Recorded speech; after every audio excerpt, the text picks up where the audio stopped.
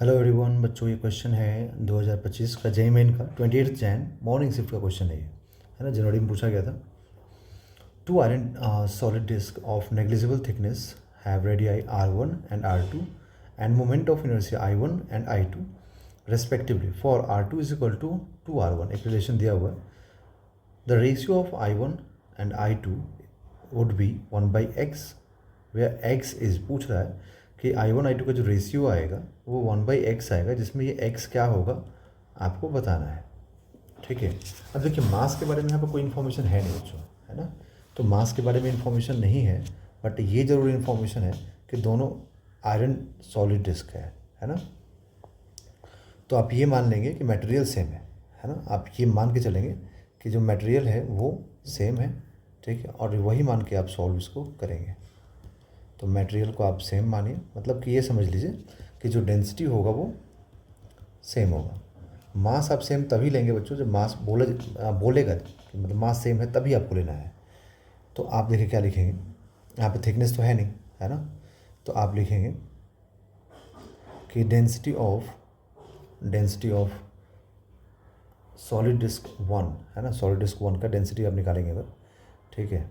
तो डेंसिटी का फॉर्मूला क्या होता है, क्योंकि एरिया का फॉर्मूला लिखना है, तो sigma is equal to mass per unit area. तो अगर आपको M1 चाहिए, मतलब डिस्क 1 का मास चाहिए, तो आप लिखेंगे कि उसका डेंसिटी इन उसका एरिया। तो एरिया क्या होगा, तो सिग्मा इंटू पाई R1², है ना। पहले वाले का R1 रेडियस, तो ये M1 निकल गया, ठीक है। और डेंसिटी सेम लगेगा, ध्यान रखिएगा। तो सिमिलर प्रोसेस अगर आप M2 फाइंड करेंगे, तो M2 क्या लिखेंगे, सिग्मा इंटू, अब इसका रेडियस कितना है देखो, तो इसका रेडियस है R2, तो आप लिख देंगे यहाँ पर R2²। बट यहाँ पे एक रिलेशन और दिया हुआ है कि R2 जो है ना वो 2R1 के बराबर है। यहाँ पर देखिए दिया हुआ है ऐसा, R2 = 2R1। तो यहाँ पे क्या हो जाएगा, 4R1² हो जाएगा ना। तो आप लिख देंगे 4 into sigma into pi R1², and pi R1² क्या है, तो M1 है। तो आप लिख देंगे कि 4M1, मतलब कि जो ये M2 आएगा वो 4M1 के बराबर होगा, ठीक है। दैट मीन्स कि M2 या फिर M1/M2 क्या आएगा, तो M1/M2 आ जाएगा 1/4, इक्वेशन नंबर 2।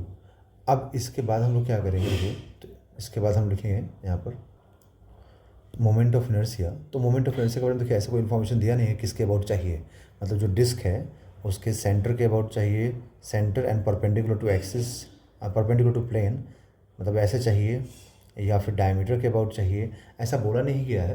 तो हम लोग क्या करेंगे, यहाँ पर किसी के अबाउट भी लिखेंगे ना, तो देखो मतलब वो जिस दोनों के लिए फॉर्मूला सेम ही आएगा, मतलब फॉर्मूले का जो पैटर्न आएगा वो सेम आएगा। तो अगर मैं ऐसा लेता हूँ कि axis passing through centre and perpendicular to plane, तो डिस्क का जो फॉर्मूला होता है वो क्या होता है, mR²/2 होता है ना। तो अगर मैं यहाँ पे R1 लिखूँ, सॉरी I1 लिखूँ, तो I1/I2 में अगर मैं I1 लिखूँगा तो मुझे लिखना होगा यहाँ पर M1 R1²/2 डिवाइडेड बाई, अब I2 लिखूँगा तो M2R2²/2। अब देखो ये 2 से 2 कैंसिल हो जाएगा, तो आपको क्या मिलेगा, M1/M2 इंटू R1²/R2²।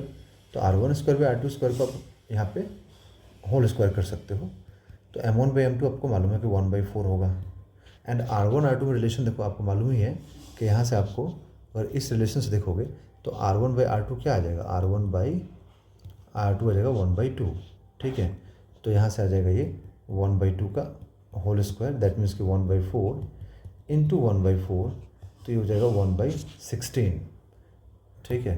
तो अब यहाँ से ये I1/I2 is equal to 1/x जो कि हमें दिया हुआ है, और ये 1/16 हमें आया है। तो यहाँ से आफ्टर कंपैरिजन हमें x इज इक्वल टू 16 मिलेगा। तो आप क्या बोलेंगे कि x का वैल्यू कितना होगा, 16 होगा।